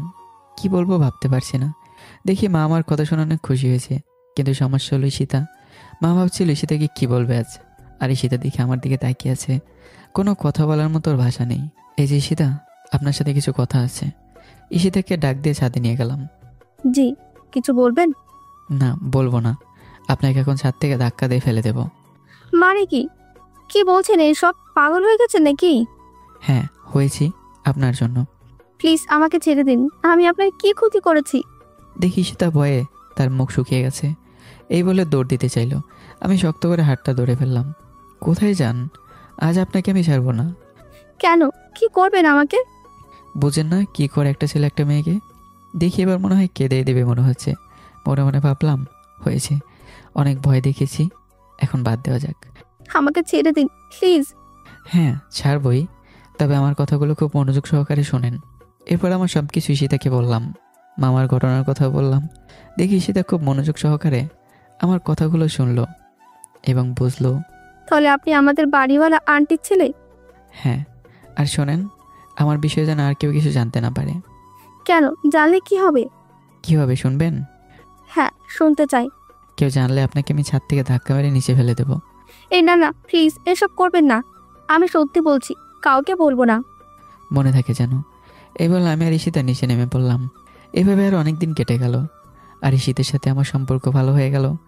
একদিন মামা বলছিল, আজ অনেক দিন হলো নিজের বাড়িতে যাই না, মেয়েটার কথা অনেক মনে পড়ছে। সত্যি কথা বলতে মামা আমাকে ছেড়ে কোথাও যেতে চায় না, এবং নিজের বাড়িতেও মনে হয় 2 বছর ধরে যায় না। আমাকে অনেক যেতে বলেছে তার বাড়িতে, কিন্তু আমি কখনো তার বাড়িতে যাইনি। আজ হঠাৎ মামার সাথে তার বাড়িতে কেন জানি যেতে মন চাইছে, তাই আমি বলে দিলাম, মামা আমাকে তোমার বাড়িতে নিয়ে যাবে? আমার কথা শুনে মামার চোখে আনন্দের অশ্রু ভরে গেল। তুমি সত্যি আমার বাড়িতে যাবে? হ্যাঁ মামা, প্লিজ আমাকে তোমার সাথে নিয়ে যাও তোমাদের বাড়িতে। আচ্ছা ঠিক আছে বাবা। তারপর মামা বাবার কাছ থেকে কিছুদিনের ছুটি নেয় এবং বাসের 2টা টিকিট কাটে, একটা আমার একটা মামার। ভাবছি কিছুদিন ভার্সিটি যাব না, আগে মামার সাথে গ্রামের বাড়ি থেকে ঘুরে আসি। মা বাবার থেকে বিদায় নিয়ে বের হয়ে পড়লাম। মামা বলল তার বাড়িতে যেতে নাকি 6-7 ঘন্টা লাগবে, আর একটা লোকাল বাস দিয়ে যেতে হয়। রাস্তা ভাঙা, তাই ভালো বাস চলাচল করে না। একটা রাস্তার পাশে দাঁড়িয়ে আছি। মামা বাস কখন আসবে? এখনই চলে আসবে। 10 থেকে 15 মিনিট দাঁড়িয়ে থাকার পর একটা বাস আসলো। দেখি যাত্রীর কোনো অভাব নেই। এসো তাড়াতাড়ি উঠে পড়ো। মামা কোনো জায়গা তো নেই, কোথায় উঠবো? আরে বাবা ছাদে ওঠা লাগবে, তাড়াতাড়ি এসো আমার সাথে, বাস এখনই আবার চলে যাবে। দাঁড়িয়ে দাঁড়িয়ে ভাবছি কিভাবে যাবো এই বাসে। মামার বাইকটা হলেও ভালো ছিল, অন্তত 180 গতিতে ছাড়তাম, কিন্তু বাইকটাও তো বাসায়। চিন্তা করতে করতে এদিকে বাস ছেড়ে দিল। দেখি মামা বাসের পিছনে ঝুলে পড়েছে। আমিও দিলাম এক দৌড়, কোনো মতে বাসে উঠে পড়লাম। মামার আমি দুজনেই ঝুলে ঝুলে যাচ্ছি। 1 ঘন্টা যাওয়ার পর কিছু যাত্রী নামলো, আর আমরা বাসের ছাদে উঠে পড়লাম। এই প্রথমবার বাসের ছাদে উঠলাম। প্রকৃতির বাতাসে খুব ভালো লাগছিল। ভয় লাগছে বাবা? আরে না মামা, কি বলো, ভয় লাগবে কেন? আমি কি ছোট নাকি? ভয় করলে আমাকে বইলো। আচ্ছা ঠিক আছে মামা। মুহূর্তটা এত আনন্দের ছিল যা বলে বোঝাতে পারবো না। 6-7 ঘন্টা যাওয়ার পর বাস থেকে নেমে পড়লাম, কিন্তু নামতে আমার মনই চাইছিল না। মামা বলল এখন নাকি রিক্সা নিয়ে যেতে হবে তার বাড়িতে, 15-20 মিনিট লাগবে। একটা রিক্সায় 2 জন উঠে পড়লাম। 15-20 মিনিট যাওয়ার পর নেমে পড়লাম। এখন একটা কাঁচা রাস্তা, 5-6 মিনিট হাঁটলেই তার বাড়িতে পৌঁছানো যাবে। আমরা হাঁটা শুরু করলাম। সত্যি কথা বলতে খুব ভালো লাগছিল। মুহূর্তটা বলে বোঝানোর মতো নয়। আরও 2 মিনিট হাঁটলেই মামার বাড়ি। দেখি মামার গ্রামটা খুবই সুন্দর, চারদিকে সবুজ ফসল, পুকুর, খাল, বিল। সত্যি বলতে খুবই ভালো লাগে। মামার বাড়িতে পৌঁছে গেলাম। মামাকে দেখে তার পরিবারের লোকজন খুবই খুশি। সবাই বের হয়েছে মামাকে দেখতে। এদিকে আমার আবার হিসু ধরেছে। ওই জঙ্গলে চলে যাও। বুঝলাম, মামা অনেক ব্যস্ত, অনেকদিন পর বাড়িতে এসেছে, তাই আমি একাই জঙ্গলে চলে গেলাম। হিসু শেষ করে আসবো এমন সময় দেখি ডগ মামা খাইছে রে। ছোটো থেকে এই কুকুরকে একটু বেশি ভয় পাই আমি। কোনো মতেই তারা রাস্তা ছাড়ছে না। কি করি এখন? মামাকেও ডাক দিতে পারছি না। জঙ্গল থেকে মামার বাড়ি একটু দৌড়ে সাহস করে নিজেই আন্ডার টাইগার হয়ে গেলাম। হাতে একটা লাঠি নিয়ে এখন বেডা কেডাইবে আয়। ভাবছিলাম কুকুরগুলো হয়তো আমার ভাই গ্রাম ছেড়ে পালাবে আজ, তাই মনে মনে অনেক খুশি হচ্ছিলাম। কিন্তু না, কুকুরগুলো সামনে যেতে আমাকে দৌড়ানি দিল। এক দৌড়ে একটা পুকুরে গিয়ে বললাম। অবশ্য পুকুরটা বেশি পানি ছিল না, তাই বেঁচে গেছি, কারণ আমি এবার সাঁতারও জানি না। আর কুকুর পানি দেখে একটু ভয় পায়। পানিতে বসে বসে ভাবছি, শালার রাজ আমাকে নিরীহ পেয়ে এমন দৌড়ানি দিলাম। আচ্ছা ঠিক আছে, তোমাদের যদি কখনো শহরে পাই না, তাহলে বুঝবা আমি কি। একদম 4 দিনের রিমান্ডে রাখবো তোমাদের। পানির ওপর থেকে পুকুরগুলো ঘেউ ঘেউ করছিল। ওদের কথা শুনে বুঝলাম আমাকে অনেক কেলাবে। পানিতে বসে বসে ভাবছি কেউ কি আমাকে উদ্ধার করতে আসবে না আজ। এদিকে প্রায় সন্ধ্যা হয়ে গেল। মামা মনে হয় খুঁজতে বেরোয় পড়েছে, কিন্তু কুকুরের দলগুলো এখনও কোথাও যাচ্ছে না। মনে হচ্ছে আমি ওদের পুরোনো দিনের শত্রু, আজ আমাকে এক কাপেলে খেয়ে ফেলবে। মনে মনে ভাবছি ঠিক আছে, তোদের কথা আমার সারা জীবন মনে থাকবে। 20 মিনিট পর একটা মেয়ে পুকুরের কাছে আসলো। আমাকে অবস্থায় দেখে খুব হাসাহাসি শুরু করলো। আমি চিন্তায় শেষ, আর এদিকে সে হাসছে। এই কে আপনি? হাসছেন কেন? তবুও মেয়েটা হাসি থামালোই না। সত্যি কথা বলতে মেয়েটার হাসিটা দেখতে অপরূপ সুন্দর, আর মেয়েটা অনেক সুন্দর। চোখ সরাতে পারছিলাম না, কিন্তু এসব চিন্তা না করে আগে বাঁচবো কীভাবে সেই চিন্তা করছি। এই আপনি কে? আর পানিতে নেমে কি করছেন? পানি দিকে আর শখে নেমেছি। ওই কুকুরগুলো আমাকে দৌড়ানি দিছে, তাই ভয়ে পানিতে নেমেছি। মেয়েটা এবার আরও হাসি শুরু করলো। আমি মনে মনে ভাবছিলাম মেয়েটার মাথায় কোনো সমস্যা আছে নাকি। আপনার বাসা কোথায়? আপনাকে তো আগে কোনো দিন দেখিনি আমাদের গ্রামে। আমি শহর থেকে এসেছি, আনোয়ার মামার বাসায়। তো এখানে কিভাবে আসলেন? মাথা নিচু করে আস্তে করেই বললাম, এখানে হিসু করতে এসেছিলাম। মেয়েটা তখন সব কিছু বুঝতে পারলো। অবশ্য আমার কথা শুনে একটু লজ্জা পাচ্ছিল। তারপর মেয়েটা আমার হাত ধরে টেনে তুললো পুকুর থেকে। কুকুরগুলো মনে হয় মেয়েটাকে আগে থেকে চেনে, তাই আর কিছু করলো না, সোজা চলে গেল। আমারও একটু চিন্তা কমলো। আপনাকে কি বলে যে ধন্যবাদ দেব সে ভাষা আমার জানা নেই। তবে কোনোদিন শহরে গেলে আমি আপনাকে সাহায্য করব। মানুষ তো মানুষকে সাহায্য করবে, এটাই স্বাভাবিক। মেয়েটার কথাগুলো অনেকটা আনোয়ার মামার কথার ধরনের মতো। মেয়েটা আমাকে আনোয়ার মামার বাড়িতে পৌঁছে দিল। এদিকে আনোয়ার মামা আমাকে খুঁজতে খুঁজতে পাগল হচ্ছে। আনোয়ার মামা মনে করেছিল আমি হয়তো কোথাও হারিয়ে গেছি। 10 মিনিট পর আনোয়ার মামা বাড়িতে আসে। বুঝতে পারলাম আনোয়ার মামার অনেক টেনশনে পড়ে গেছিল। সাইম বাবা, কোথায় গিয়েছিলে তুমি? আমি তোমাকে সব জায়গায় খুঁজেছি, কোথাও পাইনি। তারপর মামাকে সব ঘটনা খুলে বললাম এবং আনোয়ার মামা বুঝতে পারলো সব কিছু। আচ্ছা, এখন থেকে কোথাও গেলে আমাকে সঙ্গে নিয়ে যাবে। আচ্ছা মামা, ঠিক আছে। এখন তুমি গোসল করে কাপড় বদলাও। জি মামা। এই বলে গোসল করে কাপড় বদলে একটা রুমে অবস্থান করলাম। মামার বাড়িটা ছিল টিনের। আগে কখনো টিনের বাড়িতে থাকার অভিজ্ঞতা নেই। দেখতে দেখতে রাত 8টা বেজে গেল। খাবার সময় হয়ে গেছে। সাইম, খেতে আসো, সারাদিন অনেক পথ আসা হয়েছে, চলো বাবা খাবার খেয়ে ফেলি। জি মামা, চলো, আমার অনেক খেতে পেয়েছে। এই বলে আমি আর মামার পরিবারের সবাই খেতে বসলাম। খেয়াল করলাম ওই মেয়েটা যে আমাকে কুকুরের হাত থেকে বাঁচিয়েছে। মনে মনে ভাবলাম আমাকে বাড়িতে পৌঁছে দেওয়ার পর কোথায় যেন হারিয়ে গিয়েছিল। মেয়েটাকে একটা ধন্যবাদও দেওয়া হয়নি। কিন্তু কথা সেইটা না, কথা হলো মেয়েটা এখানে কি করছে। মেয়েটাকে দেখিয়ে দিয়ে আনোয়ার মামাকে বললাম ওই মেয়েটাই আমাকে আজ কুকুরের হাত থেকে বাঁচিয়েছে। আরে মিম, ওই তো আমার একমাত্র মেয়ে। এবার আমি একটু চমকে উঠলাম। মানে ও আনোয়ার মামার মেয়ে? ও আচ্ছা। খাওয়া শেষ করার পর মামা তার পরিবারের সবার সাথে পরিচয় করে দিল। অনেক গল্প করলাম, সবার সাথে ভালোই লাগলো। রাত প্রায় 11:50 বেজে গেল। গল্প শেষে সবাই সবার রুমে চলে যায়। মামা আমার জন্য একটা আলাদা রুমের ব্যবস্থা করে আর আমি সেখানে চলে যাই। রাতে কিছু দরকার লাগলে আমাকে বলো। আচ্ছা ঠিক আছে মামা, তুমি যাও, এখন ঘুমাও। আনোয়ার মামা চলে গেল। আমি শুয়ে শুয়ে মেয়েটার কথা ভাবছি। তার হাসিটা এখন আমার চোখের সামনে ভাসছে। ওই মেয়েটা তো আনোয়ার মামার মেয়ে, কিন্তু এখন কি করি? দরকার হয় নিজে জীবন দিয়ে দেব, তবু আনোয়ার মামার মনে কষ্ট দিতে পারবো না। এই সমস্ত চিন্তায় আমার রাত পার হয়ে গেল, কিন্তু ঘুমাতে পারলাম না। সকাল 7টার দিকে ঘুমিয়ে পড়লাম। 9:30 বাজে। এই যে ওঠেন, বাবা আপনাকে ডাকছে মাছ ধরতে। ঘুমিয়ে ঘুমিয়ে কি আপনি ডিস্টার্ব করেন না তো, যান এখান থেকে। শহরের লোকজনগুলো এমন অলসী হয়, সকাল 10টা বাজে এখনো ওঠেনি। এই যে পানি ঢেলে দিলাম কিন্তু। না তাকিয়ে বললাম, ইস কি বারবার ডাকছে অযথা, যাবেন এখান থেকে? যাবো তো, দাঁড়ান দেখাচ্ছি মজা। এক বালতি পানি এনে ঢেলে দিল আমার উপর। আমি লাফ দিয়ে উঠলাম। কে কে? দেখি মিম আমার দিকে তাকিয়ে হাসছে। কি বলবো বুঝতে পারছি না। এই যে শোনেন। কিন্তু মিম না দাঁড়িয়ে এক দূরে চলে গেল। দেখ, সকাল সকাল ঘুমে দিল 12টা বাজে। কোনো উপায় না পেয়ে উঠে পড়লাম। ব্রাশ করব, কিন্তু ব্রাশটা বাসায় রেখে এসেছি। বাইরে বের হলাম, দেখি মামা জাল নিয়ে বসে আছে, মাছ ধরবে। মামা ব্রাশ তো নিয়ে আসেনি, এখন ব্রাশ করব কিভাবে? ও কি আর করবে, কয়লা দিয়ে কোনো রকম দাঁত মেজে ফেলো। হায় হায়, কয়লা? কোনোদিন তো দাঁত মাজিনি। আচ্ছা দেখি কেমন লাগে। আচ্ছা মামা, কয়লা কোথায় পাবো? এই মিম, সাইমকে রান্নাঘর থেকে একটু কয়লা এনে দে। ঠিক আছে বাবা। দেখি মিম 2টা কয়লার টুকরো নিয়ে এসে আমার হাতে দিল। আমিও কোনো কিছু না ভেবে দাঁত মাজা শুরু করলাম। দাঁত মাজা শেষে দেখি সবাই আমার দিকে তাকিয়ে হাসছে। কি ব্যাপার, হাসছে কেন সবাই? একটা ছোট আয়নায় নিজের চেহারা দেখলাম। কালি দিয়ে মুখ একেবারে ভরে গেছে।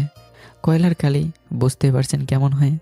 তাড়াতাড়ি করে পানি মুখে দিয়ে ধুয়ে ফেললাম, তবুও কালি ভালো করে উঠেনি। তবে এখন আগের চেয়ে একটু কম বলে মনে হচ্ছে। চলো মাছ ধরতে পুকুরে যাওয়া যাক। কিন্তু আমি তো সাঁতার জানি না। ও তাহলে তোমার নামার দরকার নেই। দেখি মামা জাল নিয়ে পুকুরে নেমে পড়লো। মোটামুটি ভালোই মাছ ধরলো মামা। আমি উপর থেকে বসে বসে সব দেখছিলাম। মাছ ধরে এসে খাবার খেলাম। একটু খেয়ে আশেপাশের প্রকৃতিটা দেখলাম। খুবই মনোরম পরিবেশ মনে হচ্ছিল এখানে সারা জীবন কাটিয়ে দিই। এভাবেই ওই দিনটা পার হয়ে গেল। পরের দিন সকাল 8:50। এই যে ওঠেন, বাবা আপনাকে ডাকছে। ঘুমের মধ্যে বলতেছিলাম এখন উঠতে পারবো না। ও পানি ঢেলে তুলতে হবে নাকি? কথাটা শুনে এক লাফ দিয়ে উঠে পড়লাম। না না প্লিজ, এসব করবেন না। বাবা আপনাকে ডাকতেছে, আসেন। যে আপনি জানামে আসছি। মিম চলে গেল। মেয়েটা কেন বারবার আমার সামনে আসছে? বুঝেছি, আমাকে এখান থেকে চলে যেতে হবে, না হলে মেয়েটার কথা আমি বলতে পারবো না। উঠে ফ্রেশ হলাম। দেখি মামা আমার জন্য খাবার নিয়ে বসে আছে। খাবার খাওয়া শেষ করলাম। সাইম বাবা শোনো, তুমি মিমের সাথে ওর বাসরি থেকে ঘুরে আসো, ভালো লাগবে। আমি মনে মনে ভাবছি, মিম কোথায় আবার? না মামা, আমি একাই করতে পারবো। না বাবা, একা একা তুমি কিছু চিনবা না, হারিয়ে যাবা। কি বলো মামা? বাইরে কুকুরের দল আছে, সমস্যায় পড়ে যাবা। এই রে কুকুর, তাহলে আমি শেষ। তারপর আজ আবার দৌড়ানি দিয়ে গাছে তুলবে। থাক থাক, তার চেয়ে বলো মেয়েটার সাথেই যাই। আচ্ছা ঠিক আছে মামা। এই বলে মিমের সাথে ওর ভার্সিটির উদ্দেশ্যে রওনা দিলাম। রাস্তা দিয়ে হাঁটছি আর বলছি, আচ্ছা আপনার ভার্সিটি এখান থেকে কত দূরে? প্রায় 10 কিলো হবে। ওরে বাবা, 10 কিলো হেঁটে যাবেন নাকি? হেঁটে যাব। না আমি যাব না, আমাকে ছেড়ে দিন প্লিজ, আমি বাসায় ফিরে যাব। না, আপনাকে তো ছাড়া যাবে না, আজকে আমার সাথে যেতেই হবে। ইস, মামা কোন বিপদে ফেললো আমাকে। না সত্যি বলছি, আমার অনেক ঘুম পেয়েছে, আপনি যান, আমি কাল যাব। ও আচ্ছা ঠিক আছে, তবে বাসায় যাওয়ার পথে কিন্তু কুকুরের দল আছে। এই কুকুর শালাদের কি কোনো কাজ নেই? সারাদিন রাস্তার পাশে বসে থাকে। এখন কি করি? যদি আমার প্যান্ট খুলে নিয়ে চলে যায়। মামার বাসা থেকে প্রায় অনেকটাই চলে এসেছি, মান সম্মান সব ধুলোয় মিশবে। এর চেয়ে ভালো মিমের সাথেই চলে যাই, হয়তো কুকুরের হাত থেকে বাঁচা যাবে। না, আমি আপনার সাথেই যাব। না, এখন তো আমি আপনাকে নিয়ে যাব না। না না প্লিজ, এমন কথা বলবেন না। এমনিতে আমি শিশু বাচ্চা, পরে যদি হারিয়ে যাই। আপনি শিশু? দেখলে তো মনে হয় বয়স 80 পার হয়েছে। মেয়েটা তো দেখছি বিশাল শয়তান। আনোয়ার মামার মেয়ে দেখে আজ বেঁচে গিয়েছে। ঈশিতা আর ইলমা যদি হতো, নগদে কেলানি দিতাম, কিন্তু ওরে তো আমি কিছু করতে পারবো না। কি বলছেন এসব? আমার বয়স কেবলমাত্র 21, আর আপনি বলছেন আমি 80 বছরের বুইড়া? এটা কিন্তু ঠিক না। হয়েছে হয়েছে, এখন হাঁটেন তো, পরে আবার ক্লাস পাবো না। হাঁটছি আর চিন্তা করছি, 10 কিলো হাঁটলে কালকে আমাকে আর খুঁজে পাওয়া যাবে না। তবে এখন কিছুই করার নেই, পরিস্থিতির শিকার। আরও 10 মিনিট হাঁটার পর একটা অটোতে উঠে পড়ল মিম। কি ব্যাপার, বললো যে হেঁটে যাবে, কিন্তু এখন আবার অটোতে উঠে পড়লো। মনে মনে ভাবলাম হয়তো আমাকে ভয় দিয়ে গেছে। কোনো কথা না বলে সোজাসুজি আমিও অটোতে উঠে পড়লাম। দেখি মিমের একটা বান্ধবী উঠেছে বলে মনে হচ্ছে আমাদের অটোতে। ওরা দুজন ভালোই কথা বলছিল। মিমের বান্ধবী আস্তে করে জিজ্ঞাসা করছিল, কি রে মিম, ছেলেটা কে? কি সুন্দর, কি হ্যান্ডসাম। কিন্তু আমি তাদের সাথেই ছিলাম, তাই কথাটা আমার কানে এসে পড়ল। মনে মনে নিজেকে নায়ক সালমান খান বলে মনে হচ্ছিল। মাথার চুলগুলো একটু ঠিক করলাম। মিম আমার ভাবটা দেখছিল। ওহ, ওই ছেলেটা আমার বাবার সাথেই দারোয়ানের চাকরি করে। মিমের কথাটা শুনে সাথে সাথেই নায়ক বাপ্পারা যে পরিণত হলাম। আর মনে মনে বলছিলাম, মেয়েটা এমন নিচে নামিয়ে দিল আমাকে। মন চাইছিল দুইটারে ধরে নারী নির্যাতনের পিটানি দেই, কিন্তু এর ফল পেতে হবে মিমকে। ও দারোয়ান, কিন্তু দেখে তো মনে হয় কোটিপতির ছেলে। আরে না, তুই যে কি বলিস না। ওদের কথা শুনে কিছু না বলে চোরের মতো অটোর একপাশে বসে থাকলাম। 30 মিনিট যাওয়ার পর মিমের ভার্সিটির সামনে চলে আসলাম। এই যে 3 জনের ভাড়াটা দিয়ে ভেতরে আসেন। কি বলেন এসব? আমি ভাড়া দেবো কেন? আমার কাছে টাকা নেই। টাকা নেই তো এসেছেন কেন? ভাড়া দেন, আমি গেলাম। এই বলে মিম ভার্সিটির ভেতরে চলে গেল। এদিকে আমার কাছে কোনো টাকা নেই। সত্যি কথা বলতে মানিব্যাগটা বাড়িতে ফেলে চলে এসেছি। আমি তো আর জানতাম না টাকার প্রয়োজন হবে। এখন কি করি? মনে মনে ভাবছি, মহাবিপদে পড়ে গেলাম দেখছি। মিম আমার সাথে এমন করবে ভাবতেই পারছি না। ওই মিয়া, ভাড়া দেন, হা করে তাকিয়ে আছেন কেন? জি ভাই, আমার কাছে তো কোনো টাকা নেই। টাকা নেই মানে? ভাড়া দেন তাড়াতাড়ি, নইলে আপনার দাঁত ভেঙে ফেলবো। এই মেয়ে কি করলেন? দাঁত ভাঙবেন মানে? কি বলেন এসব উল্টা পাল্টা? যা বলছি ঠিকই বলছি, তাড়াতাড়ি ভাড়া দেন, নইলে কিন্তু ভালো হবে না। কি করবেন, মারবেন নাকি? প্রয়োজন হলে তাই করব। এই ব্যাটা তো দেখছি খুবই ফাজিল। মারামারি করবে বলে মনে হচ্ছে। মারামারি করলে আগে কেলিয়ে নিব, পরেরটা পরে হবে। দেখি অটোওয়ালা অটো থেকে নেমে পড়লো আর আমার শার্টের কলার ধরে বসলো। আমি কোনো কিছু না ভেবে দিলাম ঘুষি। মারামারি শুরু হয়ে গেছে। 5 মিনিট মারামারি করার পর ভার্সিটি থেকে কিছু ছাত্র এসে আমাদের মারামারি থামালো। দেখি অটোওয়ালা বেশি মার খাইছে, তার লুঙ্গি ছিঁড়ে গেছে আর আমার শার্টও ছিঁড়ে গেছে। রাগে দিছি বেটাকে কয়েকটা ভালো করে। দেখ কি করব, আমার শার্টের কলার ধরে আমি কি ছেড়ে দিব নাকি? প্রায় 30 মিনিট পর মিম কোত্থেকে যেন আসলো। দেখে আমাদের এই অবস্থা, তারপর তাড়াতাড়ি করে ভাড়া দিয়ে অটোওয়ালাকে বিদায় করলো। আমার খুব রাগ হলো। মিম ইচ্ছে করে এই কাজটা করেছে। সে জানতো আমার কাছে টাকা নেই। মাত্র 60 টাকার জন্য আজ মারামারি করতে হলো। শালার এলাকার লোকজনগুলো তো দেখছি ভালো না। আর ভালো হবে বা কী করে? কুকুরগুলোই তো ঠিক না। আসতে না আসতে দৌড়ানিতে পুকুরে নামিয়েছে, আর আজ মারামারি। বাবা জানতে পারলে আমাকে আর জীবনে আসতে দেবে না। আরও থাকবে এখানে? আজই চলে যাব। এই যে কি হয়েছে আপনার সাথে, আর আপনার এই অবস্থা কি করে হলো? আপনাকে একটা থাপ্পড় মেরে বোঝাবো কেন হলো এই অবস্থা। মিম ভয় আর কোনো কথা বলল না। বুঝলাম আমি অনেক রেগে গেছি। মিম ক্লাস না করে সোজা আমাকে নিয়ে বাড়িতে চলে আসলো। এর মধ্যে কোনো কথা হলো না মিমের সাথে। বাড়ির কেউ টের পাইনি আমি মারামারি করেছি। তাড়াতাড়ি সেরা শার্টটা বদলে ফেললাম। চিন্তা করছি মামা যদি জানতে পারতো আমি মারামারি করেছি তাহলে মিমের 12টা বাজাতো। তাই মামাকে আর কিছু বলিনি। এভাবেই 2-3 দিন চলে যায়। মিমের সাথে আর কোনো কথা বলিনি। এখন থেকে সব জায়গায় মামার সাথেই যাই। কিন্তু মিমকে নিয়ে আমার চিন্তা ভাবনা কমছে না। সারা রাত ওর কথা ভাবতে ভাবতে পার হয়ে যায়। মিমের সেই হাসি, মায়াবীর চেহারা আমাকে যেন মুগ্ধ করে ফেলেছে। ভাগ্যের পরিহাস, কেন আমার সাথে এমনটা হলো। কেমন জানি মিমের প্রতি আরও দুর্বল হয়ে পড়ছি। কিন্তু এভাবে আর কতদিন? ভাবলাম এখান থেকে চলে যাওয়াটাই ভালো হবে। পরদিন সকাল 7টায় রেডি হচ্ছি। আজ আর থাকবো না। মামাকে একটা মিথ্যে বলে চলে যাব। বলবো ভার্সিটি থেকে স্যার ফোন দিয়েছে। সব কিছু রেডি করে ফেলেছি। মামার কাছে গেলাম, দেখি মামা উঠোনে বসে আছে। মামা আমি চলে যাচ্ছি, ভার্সিটি থেকে স্যার ফোন দিয়েছে, ক্লাস করতে হবে। মামা আমার দিকে একটু অবাক হয়ে ভাবছে আমি কি বলছি এইসব। মাত্র কয়েকদিন হলো আর এখনই চলে যেতে চাইছি। কি বলছো এইসব? না না, তুমি এখন যেতে পারবে না। আমি আর তুমি একসাথে যাব। না, আমাকে যেতে হবে, না হলে সমস্যায় পড়ে যাব। আমার কথা শুনবে না? আর 2 দিন থাকো, আমিও চলে যাব। তুমি পরে আসো, আমি চলে যাই। না না, তা হয় না। আমি যা বলছি তা শোনো বাবা। আসলে ছোট থেকে মামার কথার অবাধ্য হয়নি কোনো দিন। ভাবছি কি করব, যদি চলে যাই তাহলে মামা কষ্ট পাবে। আর 2 দিনেরই তো ব্যাপার থেকে যাই। কিন্তু এদিকে যে আমি কষ্ট পাচ্ছি তা কেউ দেখছে না। আচ্ছা মামা ঠিক আছে, তবে 2 দিনের বেশি কিন্তু নয়। আচ্ছা বাবা ঠিক আছে, এখন তুমি রুমে যাও। কিছু করার নেই, মামার কথা রাখতেই হবে। তাই রুমে গিয়ে সব কিছু রেখে দিলাম। সকাল 10টার সময় মামা ডাকছে, সাইম খেতে আসো। জি মামা আসছি। খাওয়া দাওয়া শেষ করলাম, আবার চলে আসবে এমন সময়? সাইম 2 দিন পর তো চলে যাব। যাও মিমের সাথে নদীর পাড়টা একটু ঘুরে আসো। ইস, আবার মিম কেন? এমনিতে মিমের উপর খুব রাগ আমার। আবার যদি তাকে মাইর দেই সে আবার মামার কাছে বিচার দেবে। না, আমি আর যাব না, আমার ভালো লাগছে না। আরে যাও, ভালো লাগবে। কোনো উপায় না থাকায় আবারও মিমের সাথে চললাম। নদীর পাড়টা কাছেই ছিল। 7-8 মিনিট হেঁটেই চলে আসলাম। নদীর একটা পাশে বসলাম। সত্যি এখন খুব ভালো লাগছে। কি বাতাস, যেন মন প্রাণ জড়িয়ে যায়। আমার পাশে মিমও বসেছিল। আমি মাঝে মাঝে ওর দিকে তাকিয়ে তাকিয়ে ওকে দেখতাম। মনে মনে ভাবছিলাম বিধাতা কেন এমন করলো আমার সাথে। একবার মিম খেয়াল করলো আমি বারবার ওর দিকে তাকাচ্ছি। কি ব্যাপার, সমস্যা কি আপনার? বারবার আমার দিকে তাকাচ্ছেন কেন? জি, আপনাকে দেখতে মন চায় বারবার। মানে? না মানে আপনার পিছনের প্রকৃতিটা বারবার দেখতে মন চায়। ও তাই বলেন। আচ্ছা, আজকে যদি আপনাকে আমি রিমান্ডের কেলানি দিই তাহলে কি কিছু করতে পারবেন আমাকে? কি বলছেন এসব পাগলের মতো কথাবার্তা?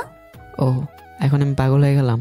ওই দিন আপনার জন্য মারামারি করে অটোওয়ালাকে পিটিয়ে তার লুঙ্গি ছিঁড়ে ফেললাম, আর এখন আমাকে পাগল বলছেন? মারামারি করছেন তো আমি কি করব? আমার তো কোনো দোষ নেই। না মানে? এই তো দেখছি বিশাল কেলানি খাবে মনে হচ্ছে। বাহ, ভালোই তো নাটক করেন দেখছি। এই যে আমি নাটক করি না, সিনেমা করি। ভালোই তো পাক না মেয়েটা দেখছি। তা কয়টা সিনেমা করেছেন আপনি? 8 থেকে 10টা তো হবেই। প্রচুর রাগ উঠে গেল আমার। আমার বালের সিনেমা করেছেন আপনি। দেখতে তো দেখা যায় জরিনা বানোর মতো, অরিনাকে এবার নায়িকা। রাগে উঠে একটা গাছের ডাল ভাঙলাম। এখন সত্যি করে বলেন কয়টা সিনেমা করছেন? দেখি ভয়ে তার হাত পা কাঁপছে। না মানে সত্যি বলছি, কোনো সিনেমা করিনি। মিথ্যা বলছেন কেন? এখন কান ধরে 120 বার উঠবস করেন। আমি বাবাকে সব বলে দিব। পাশায় এমন বাড়ি দিব না, বাপের নাম বলে যাবেন। কান ধরেন বলছি। মিম আমার দিকে তাকিয়ে আছে, কিছু বলতে পারছে না। রাগে তার সুন্দর মুখটা লাল হয়ে গেছে। কোনো উপায় না পেয়ে কেঁদে কেঁদে কান ধরে উঠবস করা শুরু করলো। আমি মনে মনে হাসছি। এবার শয়তান, তুমি জালে আটকা পড়েছ। আজ দেখো তোমাকে আমি কি করি। 30 বারের মতো কান ধরে উঠবস করলো। হয়েছে হয়েছে, এবার কান ছাড়েন, আর ঢং করতে হবে না। ঠিকমতো কানটাও ধরতে পারে না, গাধা মেয়ে। মিম এবার রাগে আরও ফুলে গেল। মনে হচ্ছিল আমাকে আজ তো গেলে ফেলবে। আমি আজ বাবাকে সব বলবো। কি বলবেন শুনি? বলবো আপনি আমাকে জোর করে ধরে কিস করেছেন, অনেক পিটিয়েছেন, 200 বার কান ধরে উঠবস করিয়েছেন। কেমনটা লাগে? এখন মন চাইছে সত্যি সত্যি সে 1971 সালে নারী নির্যাতনের পেটানি দেয়। 1 নম্বরের ফাজিল মাইয়া, দেখছেন আপনারা? ও তাই, এইসব বলবেন মামাকে? আরো অনেক কিছু বলবো। ও আরও কিছু বলবেন মানে? কি কি বলবেন শুনি একটু। আচ্ছা, এখন যদি আপনাকে এখান থেকে যেতে না দিই তখন কি করবেন? আপনাকে কেন বলবো? যা বলার সব বাবার সামনে গিয়ে বলবো। কেন, আপনি কি এখন সারাদিন আমাকে আটকিয়ে রাখবেন? তাই করব। আমি কিন্তু নারী নির্যাতনের মামলা দিয়ে দিব আপনার নামে। ও তাই, তাহলে তো এখন আপনাকে পিটুনি দেব। আমাকে ছেড়ে দেন প্লিজ, আমি বাড়ি যাব। ছাড়বো তো নিশ্চয়ই, তবে কথা দিতে হবে বাড়িতে গিয়ে মামাকে কিছু বলতে পারবেন না। আমি মেয়ে বলে আজ এমন করছেন, যদি ছেলে হতাম না তাহলে দেখতেন কি করতাম। ছেলের সে কোনো দিক থেকে কম বলে মনে হচ্ছে না। আচ্ছা, ছেলে হলে কি করতেন আমি একটু শুনতে চাই। আপনাকে নাকে 4 থেকে 5টা ঘুষি মারতাম। ইস, মেয়েটাকে যে কি করতে মন চাইছে রাম পেদানি দেই। আর আপনাকে আমি কি ছেড়ে দিতাম নাকি? অনেক ঝগড়া করার পর দুজনে বাড়ি ফেললাম। মনে মনে একটু টেনশন হচ্ছিল, মিম যদি এবার মামাকে বলে দেয় তাহলে তো মামা রাগ করবে আমার ওপর। আমি শুধু খেয়াল করছিলাম মিম কিছু বলে নাকি মামাকে, কিন্তু বাড়ি ফেরার পর মিম কিছুই বলল না। ভালোই বেঁচে গেছে আজ। এদিকে দুপুর হয়ে গেল, গোসল করে খাওয়া দাওয়া শেষ করলাম। রুমে সে শুয়ে আছে আর ভাবছি মিমের আজ ভালোই শিক্ষা হয়েছে, তবে মেয়েদের একটু এমন না করলেও ঠিক হয় না। এসব চিন্তা করতে করতে ঘুমিয়ে পড়লাম। বিকেল 5টার দিকে ঘুম ভাঙলো। একটু ফ্রেশ হলাম, বাইরে বের হলাম। দেখি মিম কোথায় যাবে বলে মনে হচ্ছে। আমি নিজের মতো একা একা বাড়ি থেকে বের হব এমন সময়। সাইম বাবা, মিমকে একটু এগিয়ে দিয়ে আসো। কেন মামা, উনি কোথায় যাবে? মিম একটু ওর বান্ধবীর বাসায় যাবে, এই তো একটু সামনেই, তুমি ওকে এগিয়ে দিয়ে আসো। মামা যে কেন ওনার মেয়ের সাথে আমাকে বারবার পাঠায় আমি বুঝি না। দেখ, ভালো লাগে না, চাইছি একটু দূরত্বে থাকতে, কিন্তু তার হচ্ছে না। ভাবছি একদিন পর তো চলে যাব, তাই একটু এগিয়ে দিয়ে আসি, কি আর হবে। আচ্ছা মামা, ঠিক আছে। দেখি মিম একটা লাল শাড়ি পরেছে, খুব সুন্দর লাগছে। সত্যি কথা বলতে মেয়েদের লাল শাড়িতে খুবই সুন্দর লাগে। কোনো কিছু না ভেবেই মিমের সাথে সাথে চললাম। মাঝে মাঝে একটু আড়চোখে মিমের দিকে তাকাচ্ছিলাম, কিন্তু মিম টের পাচ্ছিল না। আচ্ছা, শাড়ি পরে কোথায় যাওয়া হচ্ছে? কোনো উত্তর নেই। বিয়ে করবেন নাকি? তবুও কোনো উত্তর নেই।